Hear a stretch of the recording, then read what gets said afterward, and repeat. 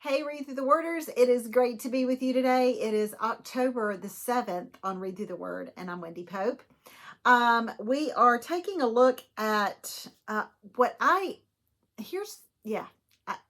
my mind is just flooded. First off, I just want to say, I can't imagine the Lord looking at me and calling me a hypocrite. That word, in the original Greek, I didn't look up like what the Strong's word is, but it suggests an actor or someone that wears a mask, a hypocrite. And when I read that in my study, and I read that, I had this question, and it was this. I put it in your notes. Is it possible to be religious yet not close to God? Because that's what these Pharisees, the Sadducees, the elitist of the day were. They were religious people. In fact, Jesus is quoting Isaiah 29, because he says Isaiah was right when he prophesied this, because he's charging these individuals with substituting the precepts, their own precepts, for the precepts of God. God has laid down law and wrote the law, but what they did was added to it, and they interpreted it the way they wanted to. So they added all of that. They added their own take to it and enforced that, and claimed to live above that. They walked around affirming a love for God that they didn't have. They didn't love God the way that we should love God. In fact, really what they were doing in the name of love of God is pointing out the faults in other people and holding them to a standard and to a law, to a rule, whatever you want to call it, that God never said. So, rightly so, they were called hypocrites. Jesus called them hypocrites. Again, there's my question is it possible to be religious, yet not be spiritual, religious and spiritual, and not be close to God? And I immediately thought of when Jesus says they honor me with their lips, but their hearts are far from me. Their worship is a farce, for they teach man-made ideas as commands from God. I naturally thought of the verse in Proverbs that says, guard your heart above all else. And I pulled up the New Living Translation, and I used the Living Bible translation. And I put all the different translations. TLB is Living Bible. NLT is New Living Translation.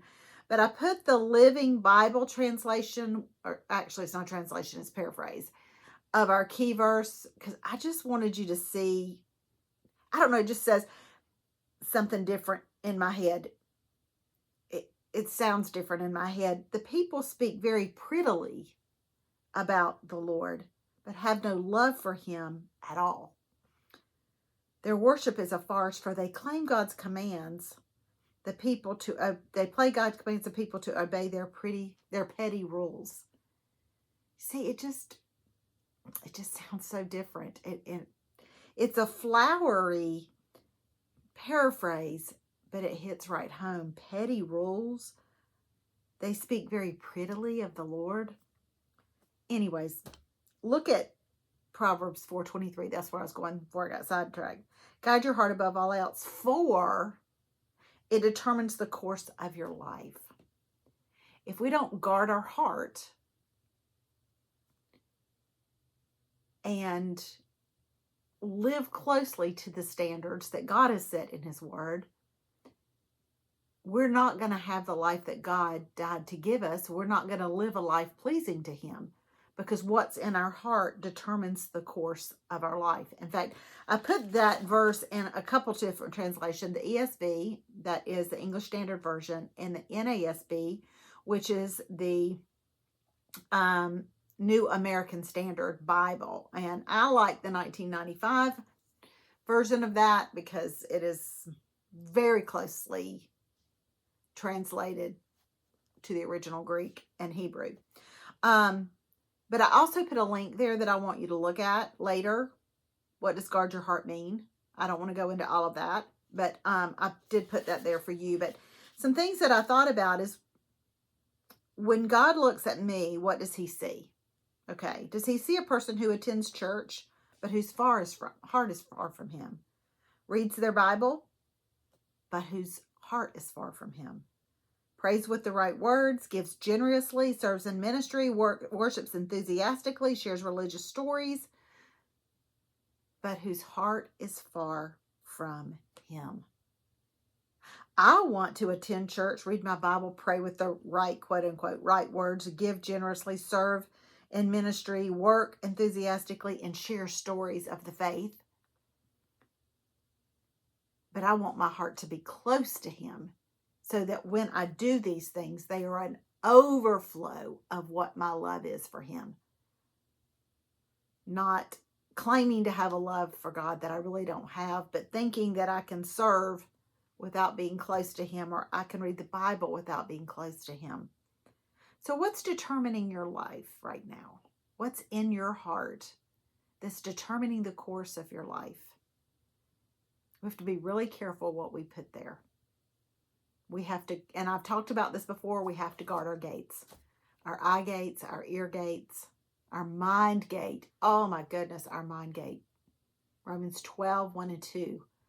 If you get a chance, if you haven't already or haven't lately, read it in the Message. Message is a paraphrase Bible, but it packs a big punch. Or read Romans 12, 1 and 2 in Amplified. Just go to BibleGateway.com, type in Romans 12, and under translation, pull up AMPC, that is Amplified Classic. Prepare for your world to be rocked. Y'all have a great day. And I'll see you next time that we're together on Read Through the Word.